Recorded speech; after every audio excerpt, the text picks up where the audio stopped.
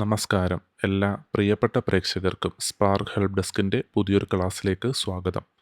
നമ്മൾ ഇന്നത്തെ ക്ലാസ്സിലൂടെ പരിശോധിക്കുന്ന വിഷയം എന്ന് പറയുന്നത് സർക്കാർ ജീവനക്കാരുടെ യൂണിഫോം അലവൻസ്, പാദരക്ഷ അലവൻസ് എന്നിവ സ്പാർക്കിലൂടെ എങ്ങനെ പ്രോസസ്സ് ചെയ്യാം എന്നതിനെക്കുറിച്ചാണ്. ഈ ഒരു ക്ലാസ്സിലോട്ട് കടക്കുന്നതിന് മുമ്പായിട്ട് നമ്മൾ പ്രധാനമായിട്ടും യൂണിഫോം അലവൻസ് അനുവദിക്കുന്നതിന് മുമ്പായി ശ്രദ്ധിക്കേണ്ട കുറേ കാര്യങ്ങളുണ്ട്. അത് നമുക്ക് ആദ്യം തന്നെ ഒന്ന് പരിശോധിക്കാവുന്നതാണ്. ഈ യൂണിഫോം അലവൻസ് അനുവദിക്കുന്നത് പേ റിവിഷൻ ഉത്തരവ് പ്രകാരമാണ്. അതായത് നിലവിൽ 2019 11 പേ റിവിഷൻ ഉത്തരവ് പ്രകാരമാണ് ഓരോ തസ്തികയിലുള്ള ജീവനക്കാർക്കും എത്ര രൂപയാണ് യൂണിഫോം അലവൻസായി അനുവദിക്കേണ്ടതെന്ന് നിശ്ചയിച്ചിട്ടുള്ളത്. ജീവനക്കാർക്ക് യൂണിഫോം അലവൻസ് അനുവദിക്കുന്നതിന് മുമ്പായി ആ തസ്തികയിലുള്ള ജീവനക്കാരന് എത്ര രൂപയാണ് അനുവദിക്കേണ്ടതെന്ന് നമ്മൾ പേ റിവിഷൻ ഉത്തരവ് പരിശോധിച്ച് മനസ്സിലാക്കേണ്ടതാണ്. ഇനി നമുക്കൊരു ജീവനക്കാരന് യൂണിഫോം അലവൻസ് അനുവദിക്കണം. അതിന് ശ്രദ്ധിക്കേണ്ട കുറേ കാര്യങ്ങളുണ്ട്. അത് നമുക്ക് ജസ്റ്റ് ഒന്ന് പരിശോധിക്കാവുന്നതാണ്. ആദ്യമെന്ന് പറയുന്നത് ശമ്പള പരിഷ്കരണ ഉത്തരവിലെ, അതായത് നിലവിലെ 11 ശമ്പള പരിഷ്കരണ ഉത്തരവിലെ യൂണിഫോം അലവൻസ് ഷെഡ്യൂളിൽ ഉൾപ്പെട്ട തസ്തികകളിലെ ജീവനക്കാർക്ക് മാത്രമേ നമ്മൾ യൂണിഫോം അലവൻസ് അനുവദിക്കാവൂ. അതല്ലാതെ വേറൊരു തസ്തികയിൽ, അതായത് ആ ഒരു പട്ടികയിൽ ഇല്ലാത്ത ഒരു തസ്തികയിലുള്ള ജീവനക്കാരൻ യൂണിഫോം അലവൻസ് ആവശ്യപ്പെട്ട് കഴിഞ്ഞാൽ നമുക്ക് നൽകുവാൻ പറ്റത്തില്ല. ഇനി അങ്ങനെ എന്തെങ്കിലും, അതായത് ആ ഒരു തസ്തികയ്ക്ക് യൂണിഫോം നിർബന്ധമുള്ളതാണ്, എന്നാൽ ഈ ഒരു ഷെഡ്യൂളിൽ ഉൾപ്പെടുത്താൻ വിട്ടുപോയിട്ടുണ്ട് എങ്കിൽ അവർക്ക് യൂണിഫോം അലവൻസ് അനുവദിക്കുന്നതിനായിട്ട് വകുപ്പ് മേധാവി അഡ്മിനിസ്ട്രേറ്റീവ് വകുപ്പ് വഴി ധനകാര്യ വകുപ്പിലോട്ട് പ്രപ്പോസൽ നൽകി അതിൻ്റെ യൂണിഫോമിൻ്റെ വിവരങ്ങൾ ഉൾപ്പെടെ നൽകി അവിടുന്ന് അനുമതി കിട്ടിയതിന് ശേഷം മാത്രമേ ഈ ഒരു യൂണിഫോം അലവൻസ് മാറി നൽകുവാൻ കഴിയുകയുള്ളൂ. അതല്ലാതെ നമ്മളുടെ സ്ഥാപന മേധാവിയോ വകുപ്പ് മേധാവിയോ സ്വമേധയാ തീരുമാനമെടുത്ത് അങ്ങനൊരു തസ്തിക നമ്മളുടെ വകുപ്പിലുണ്ടെങ്കിൽ അവർക്ക് യൂണിഫോം അലവൻസ് അനുവദിച്ച് നൽകുവാൻ കഴിയുകയില്ല. അതിൽ ഫിനാൻസിൽ പോയി നമ്മൾ ഈ ഒരു പേ റിവിഷൻ ഉത്തരവിൽ അതിൻ്റെ ഒരു ഭേദഗതി വരുത്തി ധനകാര്യ വകുപ്പിലെ പേ റിവിഷൻ സെല്ലിൽ നിന്നും മറ്റൊരു ഉത്തരവിറക്കി അവരെ കൂടി ഈ ഒരു ഷെഡ്യൂളിൽ ഉൾപ്പെടുത്തി നൽകുന്നതായിരിക്കും. അതിനുശേഷം മാത്രമേ ആ ഒരു തസ്തികയിലുള്ളവർക്ക് നമുക്ക് യൂണിഫോം അലവൻസ് അനുവദിക്കാൻ കഴിയുകയുള്ളൂ. ആ ഒരു കാര്യം എല്ലാവരും ശ്രദ്ധിക്കുക. ഇനി നമുക്ക് യൂണിഫോം അലവൻസ് എപ്പോഴാണ് നമുക്ക് അനുവദിക്കുന്നത് അതെന്ന് പറയുന്നത്, ഒരു സാമ്പത്തിക വർഷത്തിൽ ഒരിക്കലാണ് നമുക്ക് യൂണിഫോം അലവൻസ് അനുവദിക്കുന്നത്. ഒരു സാമ്പത്തിക വർഷം നമുക്ക് ഈ ഒരു സാമ്പത്തിക വർഷം നമുക്ക് ജൂൺ 1 യൂണിഫോം അലവൻസ് അനുവദിച്ച് നൽകിയിട്ടുണ്ട് എങ്കിൽ അത് അനുവദിച്ച് ഒരു വർഷം കഴിഞ്ഞ് മാത്രമേ അടുത്ത സാമ്പത്തിക വർഷം ഈ ഒരു വ്യക്തിക്ക് യൂണിഫോം അലവൻസ് അനുവദിച്ച് നൽകുവാൻ കഴിയുകയുള്ളൂ. ആ ഒരു കാര്യം എല്ലാ സ്ഥാപന മേധാവികളും വളരെയധികം ശ്രദ്ധിക്കേണ്ട ഒരു കാര്യമാണ്. അതല്ലാതെ ഈ വ്യക്തി അടുത്ത ഫിനാൻഷ്യൽ ഇയറായി മെയ് മാസം ഈ ഒരു യൂണിഫോം അലവൻസ് അനുവദിച്ച് നൽകണമെന്ന് അപേക്ഷ നൽകിയാൽ നമുക്ക് അപ്പോൾ അത് അനുവദിച്ച് നൽകുവാൻ കഴിയില്ല. കാരണമെന്ന് പറയുന്നത്, ഈ വ്യക്തി മുൻ സാമ്പത്തിക വർഷം ജൂണിലാണ് ഈ ഒരു ക്ലെയിം ചെയ്തിരിക്കുന്നത്. അപ്പം 12 മാസം, അതായത് ഒരു വർഷത്തിന് ശേഷം മാത്രമേ ഈ ഒരു വ്യക്തിക്ക് അടുത്ത ക്ലെയിം അനുവദിക്കുവാൻ കഴിയുകയുള്ളൂ എന്ന വിവരം നമ്മൾ വളരെയധികം ശ്രദ്ധിക്കേണ്ട ഒരു കാര്യമാണ്. ഇനി അടുത്ത ഒരു കേസ് പരിശോധിക്കുകയാണെങ്കിൽ, ഈ വ്യക്തിക്ക് നമ്മൾ 2025 ജൂണിൽ നമ്മൾ യൂണിഫോം അലവൻസ് അനുവദിച്ചു. അതിനുശേഷം ഈ വ്യക്തി ഓഗസ്റ്റ് മുതൽ ഇപ്പോൾ ഒരു സെപ്റ്റംബർ മാസം വരെ, അതല്ലെങ്കിൽ നവംബർ ഡിസംബർ മാസം വരെ LWയിലായിരുന്നു. അപ്പോൾ ഈ വ്യക്തിക്ക് അടുത്ത സാമ്പത്തിക വർഷം നമുക്ക് യൂണിഫോം അലവൻസ് അനുവദിക്കുമ്പോൾ ഈ LW എടുത്ത ആ ഒരു പോർഷനും കൂടെ തള്ളി നീക്കിയിട്ടാണോ യൂണിഫോം അലവൻസ് അനുവദിക്കേണ്ടതെന്ന് ചിലർക്കൊരു സംശയം ഉണ്ടാകും. അങ്ങനെയൊക്കെയുള്ള കേസിൽ LW എടുത്തത് നമ്മൾ ഒഴിവാക്കേണ്ട കാര്യമില്ല. ഈ വ്യക്തി ഇപ്പം 2025 ജൂണിലാണ് യൂണിഫോം അലവൻസ് ക്ലെയിം ചെയ്തതെങ്കിൽ അടുത്ത വർഷം 2026 ജൂണിൽ 12 മാസം ആയതിനു ശേഷം ഈ വ്യക്തിക്ക് യൂണിഫോം അലവൻസ് അനുവദിക്കാവുന്നതാണ്. അതുപോലെ തന്നെ ഈ ജീവനക്കാരൻ യൂണിഫോം അലവൻസ് ക്ലെയിം ചെയ്യുമ്പോൾ നിർബന്ധമായിട്ടും ഒരു സത്യവാങ്മൂലം സമർപ്പിച്ചിരിക്കണം. അതിൻ്റെ മാതൃക നമ്മളിപ്പോൾ സ്ക്രീനിൽ കാണിക്കുന്നുണ്ട്. ആ ഒരു മാതൃകയിൽ ഒരു സത്യവാങ്മൂലം നമ്മൾ ഓഫീസിൽ സമർപ്പിക്കേണ്ടതാണ്. ഈ ഒരു സത്യവാങ്മൂലത്തിൽ DDO അതല്ലെങ്കിൽ നമ്മളുടെ കൺട്രോളിംഗ് ഓഫീസറോ സൈൻ ചെയ്യേണ്ടതായിട്ടുമുണ്ട്. അത് സൈൻ ചെയ്ത് നമ്മൾ ഓഫീസിലെ ഫയലിൽ അത് സൂക്ഷിക്കേണ്ടതാണ്. ഇനി ജീവനക്കാർക്ക് യൂണിഫോം അലവൻസ് സംബന്ധിച്ച് കുറച്ച് നിർദ്ദേശങ്ങളുണ്ട്. അതെന്ന് പറയുന്നത്, യൂണിഫോം അലവൻസ് ലഭിക്കുന്ന എല്ലാ ജീവനക്കാരും ഡ്യൂട്ടി സമയത്ത് നിർബന്ധമായും യൂണിഫോമിലായിരിക്കണം, യൂണിഫോം ധരിച്ചിരിക്കണം. ഇനി യൂണിഫോം നിർബന്ധമുള്ള ഒരു ജീവനക്കാരൻ യൂണിഫോം അലവൻസ് വാങ്ങുന്നില്ല എങ്കിൽ ഈ ജീവനക്കാരൻ യൂണിഫോം ധരിക്കേണ്ടതുണ്ടോ എന്നൊക്കെ നമുക്കൊരു സംശയമുണ്ടാകും. അങ്ങനെ ജീവനക്കാരൻ യൂണിഫോം അലവൻസ് വാങ്ങുകയോ വാങ്ങാതിരിക്കുകയോ ചെയ്താലും ആ ഒരു തസ്തികയ്ക്ക് യൂണിഫോം നിർബന്ധമാണെങ്കിൽ ഈ വ്യക്തി നിർബന്ധമായിട്ടും യൂണിഫോം ധരിച്ചിരിക്കണം. അത് യൂണിഫോം അലവൻസ് വാങ്ങിയോ വാങ്ങിയില്ല എന്നത് ഇതിനെ ബാധിക്കുന്ന വിഷയമല്ല എന്നൊരു കാര്യം കൂടി നമ്മളെല്ലാവരും ശ്രദ്ധിക്കേണ്ടതാണ്.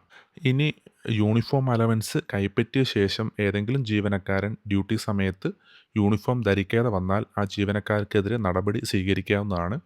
അതിനു മുമ്പായിട്ട് ജീവനക്കാരനൊരു നോട്ടീസ് നൽകേണ്ടതും അതിനുശേഷം ജീവനക്കാരന് അനുവദിച്ച അലവൻസ് തുക പൂർണ്ണമായും തിരികെ ഈടാക്കി, കൂടാതെ അതിന് മുകളിലായിട്ട് തീയതി എന്ന് മുതലാണോ ഈ യൂണിഫോം അലവൻസ് അനുവദിച്ചത് അന്ന് മുതൽ ഈ ഈടാക്കുന്ന തീയതി വരെയുള്ള കാലയളവിലേക്ക് 12% വാർഷിക പിഴപ്പലിശയും കൂടി നമ്മൾ ഈ ജീവനക്കാരൻ അടയ്ക്കേണ്ടതായിട്ട് വരും. അതുകൊണ്ട് നമ്മൾ യൂണിഫോം അലവൻസ് വാങ്ങിയിട്ടുണ്ടെങ്കിൽ നിർബന്ധമായിട്ടും നമ്മൾ യൂണിഫോം ധരിച്ചിരിക്കണം. അല്ലെങ്കിൽ നമ്മൾ പൈസ തിരിച്ചടയ്ക്കേണ്ടി വരും, പിഴപ്പലിശ സഹിതം. ഇനി നമ്മൾ യൂണിഫോം അലവൻസ് തുക കൈപ്പറ്റിയിട്ടില്ല എങ്കിലും യൂണിഫോം നിർബന്ധമാണ്. ഇങ്ങനെയുള്ളവർക്ക് പൈസ തിരിച്ചടയ്ക്കേണ്ടി വരത്തില്ലെങ്കിലും മറ്റ് വകുപ്പ് തല അച്ചടക്ക നടപടികൾ നമുക്കെതിരെ ഉണ്ടാകുന്നതാണ്. അതുകൊണ്ട് യൂണിഫോം അലവൻസ് വാങ്ങിയോ വാങ്ങിയില്ലോ എന്നതല്ല, നമ്മൾ ഡ്യൂട്ടി സമയത്ത് നിർബന്ധമായും യൂണിഫോം ധരിക്കുവാൻ ശ്രദ്ധിക്കണം. ജീവനക്കാർ യൂണിഫോം ധരിക്കുന്നുണ്ടെന്ന് ഉറപ്പുവരുത്തേണ്ട പൂർണ്ണ ഉത്തരവാദിത്തം ആ ഒരു കൺട്രോളിംഗ് ഓഫീസർക്കായിരിക്കും. കൺട്രോളിംഗ് ഓഫീസർമാർ കൃത്യമായിട്ടും തൻ്റെ കീഴിലുള്ള ജീവനക്കാരെല്ലാം കൃത്യമായിട്ടും യൂണിഫോം ധരിക്കേണ്ടവരാണെങ്കിൽ യൂണിഫോം ധരിക്കുന്നുണ്ടെന്ന് ഉറപ്പുവരുത്തേണ്ടതാണ്. അതുപോലെ തന്നെ സർക്കാർ വാഹനങ്ങളിലെ ഡ്രൈവർമാർ ഡ്യൂട്ടി സമയത്ത് നിശ്ചിത യൂണിഫോമിലാണെന്ന് അതാത് കൺട്രോളിംഗ് ഓഫീസർമാർ പരിശോധിക്കേണ്ടതാണ്. ഈ ഒരു നിർദ്ദേശങ്ങൾ പാലിക്കുന്നതിൽ ഏതെങ്കിലും വീഴ്ചകൾ ഉണ്ടായാൽ കൺട്രോളിംഗ് ഓഫീസർമാർക്കെതിരെയും നടപടി സ്വീകരിക്കുന്നതായിരിക്കും. ആ ഒരു കാര്യം കൂടി നമ്മൾ ശ്രദ്ധിക്കേണ്ടതാണ്. ഇനി ഈ ജീവനക്കാർ യൂണിഫോം നിയമങ്ങൾ പാലിക്കുന്നുണ്ടോ എന്ന് പരിശോധിക്കാനായിട്ട് ധനകാര്യ വകുപ്പിൻ്റെ പരിശോധനാ വിഭാഗത്തിനും അതുപോലെ തന്നെ വകുപ്പുകൾ ഇൻറ്റേർണൽ ഓഡിറ്റ് വിഭാഗത്തിനും പ്രത്യേക ചുമതല ഉണ്ടായിരിക്കുന്നതാണ്. അതുകൊണ്ട് അവർക്കും ഈ ഒരു കാര്യങ്ങളൊക്കെ തന്നെ പരിശോധിക്കാവുന്നതാണ്. അതുകൊണ്ട് എല്ലാ ജീവനക്കാരും യൂണിഫോം ധരിക്കുക, ഡ്യൂട്ടി സമയത്ത് യൂണിഫോം ധരിക്കുക. യൂണിഫോം ധരിക്കുന്നുണ്ടോ എന്ന് അവരുടെ കൺട്രോളിംഗ് ഓഫീസർമാരും ഉറപ്പ് വരുത്തേണ്ടതാണ്. ഇനി നമുക്ക് സ്പാർക്കിലൂടെ എങ്ങനെയാണ് യൂണിഫോം അലവൻസ് അതല്ല എങ്കിൽ പാദരക്ഷ അലവൻസ് പ്രോസസ്സ് ചെയ്യുന്നതെന്ന് നമുക്ക് നോക്കാം. ഇവിടെ ഞാനൊരു പാദരക്ഷ അലവൻസാണ് പ്രോസസ്സ് ചെയ്യുന്നത്. യൂണിഫോം അലവൻസും ഇതേ ഒരു മാതൃകയിൽ തന്നെയാണ്. മെനുകളോ മറ്റ് കാര്യങ്ങളോ ഒന്നും തന്നെ വ്യത്യാസം ഉണ്ടാകുന്നില്ല. അതുകൊണ്ട് നമുക്ക് രണ്ടിലേത് പരിശോധിച്ചാലും ഒരേ കണക്ക് തന്നെയാണ്. നമ്മളിവിടെ ആദ്യം നേരെ പോകേണ്ടത് സാലറി മാറ്റേഴ്സിലാണ്. സാലറി മാറ്റേഴ്സിൽ നമ്മൾ പ്രോസസ്സിംഗ് എന്ന ആ ഒരു ഓപ്ഷനിൽ പ്രോസസ്സിങ്ങിൽ ഏറ്റവും താഴോട്ട് വരുമ്പോഴത്തേക്കും അതർ അലവൻസ് നമുക്ക് കാണാൻ കഴിയുന്നതാണ്. അതർ അലവൻസിൽ സാങ്ഷൻ ഓർഡർ എന്നതിൽ സാങ്ഷൻ ഓർഡർ ഡീറ്റെയിൽസ് എന്നതിലാണ് നമ്മൾ ക്ലിക്ക് ചെയ്യേണ്ടത്. അവിടെ നമ്മൾ ആ ഒരു യൂണിഫോം അലവൻസ് അതല്ലെങ്കിൽ ഫുഡ്വെയർ അലവൻസ് അനുവദിച്ച് നമ്മളുടെ ഓഫീസിൽ നിന്നും ഒരു പ്രൊസീഡിങ്സ് ആക്കും. ആ ഒരു പ്രൊസീഡിങ്സിൻ്റെ വിവരങ്ങളാണ് നമ്മളവിടെ രേഖപ്പെടുത്തി കൊടുക്കേണ്ടത്. അപ്പോൾ പുതിയൊരു വിൻഡോ വന്നു. അതിൽ നമ്മളുടെ ഡിപ്പാർട്ട്മെൻറ്റ്, ഓഫീസ്, അതേ കണക്ക് തന്നെ അലവൻസ് ടൈപ്പ് ഉണ്ട്. ഈ ഒരു അലവൻസ് ടൈപ്പ് നമ്മൾ സെലക്ട് ചെയ്യുമ്പം കുറച്ച് കാര്യങ്ങൾ നമ്മൾ ശ്രദ്ധിക്കേണ്ടതായിട്ടുണ്ട്. അതെന്ന് പറയുന്നത്, ഇവിടെ നമ്മളൊരു പാർട്ട് ടൈം കണ്ടിജൻറ്റ് ജീവനക്കാർക്കാണ് യൂണിഫോം അലവൻസ് അതല്ലെങ്കിൽ പാദരക്ഷ അലവൻസ് അനുവദിക്കുന്നെങ്കിൽ അതിനനുസരിച്ചുള്ള ഓപ്ഷനാണ് നമ്മളിവിടെ സെലക്ട് ചെയ്യേണ്ടത്. ഇപ്പോൾ ആദ്യം നമുക്കൊരു ഓപ്ഷൻ കാണാം. യൂണിഫോം അലവൻസ് ഉണ്ട്, ഫുഡ്വെയർ അലവൻസ് ഉണ്ട്. യൂണിഫോം അലവൻസിൻ്റെ കോഡെന്ന് പറയുന്നത് 13, ഫുഡ്വെയർ അലവൻസിൻ്റെത് 16. ഇത് നമ്മൾ സാധാ സർക്കാർ ജീവനക്കാർക്ക് അനുവദിക്കുന്നതാണ്. ഇൻ കേസ് ഇതൊരു പാർട്ട് ടൈം കണ്ടിജൻറ്റ് ജീവനക്കാർക്കാണ് നമുക്ക് അനുവദിക്കേണ്ടതെങ്കിൽ ഇവർക്ക് ഈ ഒരു ഓപ്ഷനല്ല നമ്മൾ സെലക്ട് ചെയ്യേണ്ടത്. അതിന് മറ്റ് ഓപ്ഷൻ താഴോട്ടുണ്ട്. അതായിരിക്കണം നമ്മൾ സെലക്ട് ചെയ്യേണ്ടതെന്ന് പറയുന്നത്. ഇൻ കേസ് ഫുഡ്വെയർ അലവൻസ് ആണെങ്കിൽ ഇവർക്ക് താഴോട്ട് വരുമ്പം ഓപ്ഷൻ നമുക്ക് കാണാൻ കഴിയുന്നതാണ്. അതിനകത്തുണ്ട് ഫുഡ്വെയർ അലവൻസിൻ്റെ കോഡുണ്ട്. Footwear allowance wages 155 footwear allowance ആണ്. പാർട്ട് ടൈം കണ്ടിജൻറ്റ് ജീവനക്കാരുടെ ആണെങ്കിൽ നമ്മൾ സെലക്ട് ചെയ്യേണ്ടത്. ഇനി യൂണിഫോം അലവൻസ് ആണെങ്കിൽ യൂണിഫോം അലവൻസും അതിനനുസരിച്ച് കോഡുണ്ട്. അതായിരിക്കണം.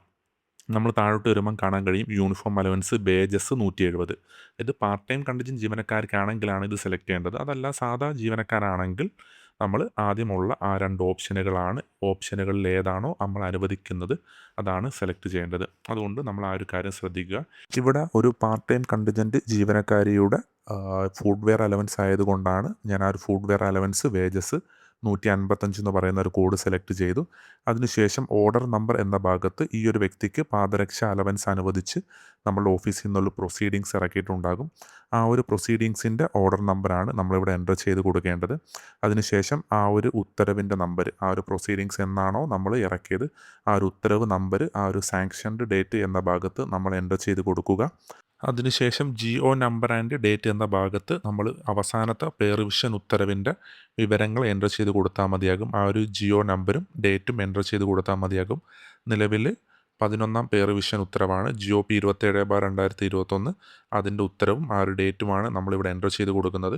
ഇനി അടുത്ത 12ാം ശമ്പള പരിഷ്കരണം വന്നതിന് ശേഷമുള്ളതാണെങ്കിൽ അതിനനുസരിച്ചുള്ള ജിഒ ഡേറ്റും ഇതും നമ്പരും നമ്മൾ രേഖപ്പെടുത്തി കൊടുത്താൽ മതിയാകും. അങ്ങനെ ആ ഒരു വിവരങ്ങൾ കൊടുത്തു. അതിനുശേഷം amount to be credited to PF എന്ന ഭാഗത്ത് നമ്മൾ നോ ആണ് കൊടുത്തത്. ഈ വ്യക്തിക്ക് ബാങ്ക് അക്കൗണ്ടിലോട്ടാണ് ഈ പൈസ പോകേണ്ടത്. അങ്ങനെ നമ്മൾ നോ കൊടുത്തു. അതിനുശേഷം തൊട്ട് താഴെ എംപ്ലോയി EMB-CD നമുക്ക് കാണാൻ പറ്റും. അതിൽ നിന്നും നമ്മളുടെ ആ ഒരു ഏത് ജീവനക്കാരെയാണോ നമ്മൾ ഈ ഒരു ഫുഡ് വെയർ അലവൻസ് കൊടുക്കാൻ സെലക്ട് ചെയ്യേണ്ടത്, ആ ഒരു ജീവനക്കാരുടെ പേര് അവിടുന്ന് നമ്മൾ സെലക്ട് ചെയ്യുക. ഫ്രം ഡേറ്റും ടു ഡേറ്റും എന്ന് പറയുന്നത് നമുക്ക് എന്നാണോ ഇത് ഉത്തരവായത്. ഇപ്പം ഇവിടെ മുകളിൽ ഞാൻ 2/5/2026 കൊടുത്തത്. ആ ഒരു തീയതി തന്നെ ഫ്രം ഡേറ്റിലും ടു ഡേറ്റിലും നമ്മൾ കൊടുത്താൽ മതിയാകുന്നതാണ്. അതിനുശേഷം വലതുവശത്തുള്ള എമൗണ്ട് എന്ന ഭാഗത്ത് എത്ര രൂപയാണ് അനുവദിക്കുന്നത്. സാധാരണ ഫുഡ് വെയർ അലവൻസ് 500 രൂപയാണ് എല്ലാ കാറ്റഗറിയിലുള്ള ജീവനക്കാർക്കുമായിട്ട് നിശ്ചയിച്ചിട്ടുള്ളത്. ഇവിടെ 500 രൂപയാണ്. ഇതിലെന്തെങ്കിലും നിങ്ങൾക്ക് സംശയം ഉണ്ടാവുകയാണെങ്കിൽ പേ റിവിഷൻ ഉത്തരവ് പരിശോധിക്കുക. ഈ ഫുഡ് വെയർ അലവൻസും പേ റിവിഷൻ അതിൽ പറയുന്ന ജീവനക്കാർക്ക് മാത്രമേ, ആ ഒരു തസ്തികയിലുള്ള ജീവനക്കാർക്ക് മാത്രമേ അനുവദിക്കാവൂ. യൂണിഫോം അലവൻസിൻ്റെ കേസാണെങ്കിലും ആ ഒരു ഷെഡ്യൂളിലുള്ള ജീവനക്കാർക്ക് മാത്രമേ അനുവദിക്കാവൂ. ഓരോ തസ്തികയിലും എത്ര രൂപയാണ് യൂണിഫോം അലവൻസ് എന്നുള്ളത് പേ റിവിഷൻ ഉത്തരവിലുണ്ട്. എന്തെങ്കിലും സംശയങ്ങളുണ്ടെങ്കിൽ നിങ്ങൾ പേ റിവിഷൻ ഉത്തരവ് പരിശോധിക്കുക. അങ്ങനെ നമ്മൾ ആ ഒരു വിവരങ്ങൾ എൻ്റർ ചെയ്തതിന് ശേഷം ഇൻസേർട്ട് ബട്ടണിൽ ക്ലിക്ക് ചെയ്യുന്നതോടുകൂടി അത് ഇൻസേർട്ട് ആകുന്നതാണ്. നമുക്കിപ്പോൾ നൽകിയ ഉത്തരവിൽ ഒന്നിൽ കൂടുതൽ ആൾക്കാരുണ്ടെങ്കിൽ നമുക്ക് തൊട്ട് താഴോട്ട് അവരുടെ വിവരങ്ങൾ ഇതേ കണക്ക് എൻ്റർ ചെയ്ത് ഇൻസേർട്ട് ചെയ്താൽ മതിയാകുന്നതാണ്. ഇനി നമ്മൾ ചെയ്യേണ്ട കാര്യം എന്ന് പറയുന്നത്, ഇപ്പം നമ്മൾ ഓർഡർ എൻ്റർ ചെയ്തു. ഇനി നമ്മൾ ഈ ഒരു ഓർഡർ വെച്ച് ബില്ല് പ്രോസസ്സ് ചെയ്യണം. ബില്ല് പ്രോസസ്സ് ചെയ്യുന്നതും ഇതേ ഒരു മെനുവിൽ നിന്ന് തന്നെയാണ്. അതായത് സാലറി മാറ്റേഴ്സിൽ പ്രോസസ്സിങ്ങിൽ വരിക. പ്രോസസ്സിങ്ങിൽ നിന്നും അതർ അലവൻസിൽ വന്നിട്ട് നമ്മൾ അതർ അലവൻസ് പ്രോസസ്സിംഗ് എന്നൊരു ഓപ്ഷൻ കണ്ടോ, അതിൽ ക്ലിക്ക് ചെയ്യുക. അടുത്ത മെനുവിൽ അതർ അലവൻസ് പ്രോസസ്സിംഗ് തന്നെയാണ്. അതിൽ നമ്മൾ ക്ലിക്ക് ചെയ്ത് നമുക്ക് ഈ ഒരു ബില്ല് പ്രോസസ്സ് ചെയ്യേണ്ടതായിട്ടുണ്ട്. അങ്ങനെ നമ്മൾ പുതിയൊരു വിൻഡോ ഓപ്പൺ ആയിട്ട് വന്നിട്ടുണ്ട്. അതിൽ നമ്മൾ നമ്മളുടെ അലവൻസ് ടൈപ്പ് നമ്മളിപ്പോൾ ഏതാണോ സെലക്ട് ചെയ്ത്, ഇവിടെ ഫുഡ് വെയർ അലവൻസ് വേജസ് ആയിരുന്നു, അതുകൊണ്ടാണ് ഞാനതൊരു ഓപ്ഷൻ സെലക്ട് ചെയ്തത്. യൂണിഫോം അലവൻസ് ഉള്ളവർ അത് സെലക്ട് ചെയ്യുക. വേജസിൻ്റെ യൂണിഫോം അലവൻസ് ആണെങ്കിൽ അത് സെലക്ട് ചെയ്യുക. അങ്ങനെ ഉചിതമായ ഓപ്ഷൻ നമ്മൾ ഇവിടുന്ന് സെലക്ട് ചെയ്യുക. മന്ത് ആൻഡ് ഇയർ എന്ന ഭാഗത്ത് നമ്മൾ ഏത് മാസമാണോ ഈ ഓർഡർ എൻ്റർ ചെയ്തത്, ഇവിടെ ഓൾറെഡി മെയ് മാസം തന്നെ ആയതുകൊണ്ടാണ് അവിടെ വന്നത്. അതിനുശേഷം ഡിപ്പാർട്ട്മെൻറ്റ് സെലക്ട് ചെയ്യുക, ഓഫീസ് സെലക്ട് ചെയ്യുക, DDO കോഡ് സെലക്ട് ചെയ്യുക. അതിനുശേഷം ബിൽ ടൈപ്പ് ഇവിടെ വേജസ് ആയതുകൊണ്ടാണ് അവിടെ വന്നത്. ഇനി എസ്റ്റാബ്ലിഷ്മെൻ്റ് ആണെങ്കിൽ അവിടെ അതിനനുസരിച്ച് വരുന്നതായിരിക്കും. SDO ആണെങ്കിൽ SDO അതിനനുസരിച്ചും വരുന്നതായിരിക്കും. ഓക്കെ, അതിനുശേഷം നമ്മൾ ആ ഒരു വലതുവശത്ത് ഈ ജീവനക്കാരുടെ പേര് ലിസ്റ്റ് ചെയ്യും. ഒന്നിൽ കൂടുതൽ ആൾക്കാരുണ്ടെങ്കിൽ അവിടെ അതും ലിസ്റ്റ് ചെയ്യും. ഇവിടെ ഒരു വ്യക്തി ഉള്ളത് കൊണ്ടായതുകൊണ്ട് അവിടെ ഒരു വ്യക്തിയെ മാത്രം നമ്മൾ സെലക്ട് ചെയ്ത് നമ്മൾ പ്രൊസീഡ് കൊടുക്കുന്നതോടുകൂടി ഈ ഒരു ബില്ല് പ്രോസസ്സ് ആവുന്നതാണ്. അതിൻ്റെ ഒരു മെസ്സേജ് നമുക്ക് മുകളിൽ കാണാൻ കഴിയുന്നതാണ്. Footwear allowance wages 155 processing completed for 1 employee എന്നൊരു മെസ്സേജ് നമുക്ക് അവിടുന്ന് കാണാൻ കഴിയുന്നതാണ്. അങ്ങനെ ആ ഒരു പ്രോസസ്സ് ചെയ്തു. ഇനിയിപ്പോൾ ഇൻ കേസ് നമ്മളിപ്പോൾ എൻ്റർ ചെയ്ത ഓർഡറിൽ എന്തെങ്കിലും തെറ്റ് പറ്റി, അതല്ലെങ്കിൽ ഒരു ജീവനക്കാരെയും കൂടി ഈ ഒരു ഓർഡറിൽ ഉണ്ടായിരുന്നു, നമ്മൾ രേഖപ്പെടുത്താൻ വിട്ടുപോയി, നമുക്കിവിടെ ചെയ്യാൻ പറ്റുന്നൊരു കാര്യമെന്ന് പറഞ്ഞാൽ ഈ ബില്ല് ക്യാൻസൽ ചെയ്യുക എന്നുള്ളതാണ്. അങ്ങനെയാണെങ്കിൽ ഈ ബില്ല് എങ്ങനെ ക്യാൻസൽ ചെയ്യാം എന്നുകൂടി നമുക്ക് പരിശോധിക്കാം. അതും ഈ ഒരു സാലറി മാറ്റേഴ്സിൽ പ്രോസസ്സിങ്ങിൽ അതർ അലവൻസിൽ ക്യാൻസൽ പ്രോസസ്ഡ് അതർ അലവൻസ് എന്ന് പറഞ്ഞൊരു ഓപ്ഷൻ കണ്ട, അതിൽ ക്ലിക്ക് ചെയ്താണ് നമ്മൾ ഈ ഒരു ബില്ല് ക്യാൻസൽ ചെയ്യേണ്ടത്. അതിനായിട്ട് ബില്ല് ക്യാൻസൽ ചെയ്യുമ്പോഴത്തേക്ക് നമ്മൾ മന്ത് ആൻഡ് ഇയർ സെലക്ട് ചെയ്യുക. നമ്മളെ വകുപ്പ്, ഓഫീസ്, അതേ കണക്ക് തന്നെ DDO കോഡ്, ബിൽ ടൈപ്പ് നമ്മൾ സെലക്ട് ചെയ്ത് കൊടുത്ത് ആ ഒരു കൺട്രോൾ കോഡ് എന്ന ഭാഗത്ത് നിന്നും ഏത് ബില്ലാണോ ക്യാൻസൽ ചെയ്യേണ്ടത് അത് സെലക്ട് ചെയ്ത് നമ്മൾ പ്രൊസീഡ് കൊടുത്തു കഴിഞ്ഞാൽ ആ ഒരു ബില്ല് ക്യാൻസൽ ആകുന്നതാണ്. ആ ഒരു വിവരങ്ങളും കൂടി നിങ്ങളൊന്ന് ശ്രദ്ധിക്കുക. ഇനി നമ്മൾ പ്രോസസ്സ് ചെയ്ത ബില്ല് നമുക്ക് ഡൗൺലോഡ് ചെയ്തെടുക്കുന്നതും ഈ ഒരു ഓപ്ഷനിൽ നിന്ന് തന്നെയാണ്. അതിനും നമ്മൾ സാലറി മാറ്റേഴ്സിൽ പ്രോസസ്സിങ്ങിൽ അതർ അലവൻസ് എന്ന് പറയുന്ന ആ ഒരു ഓപ്ഷനിൽ വരിക.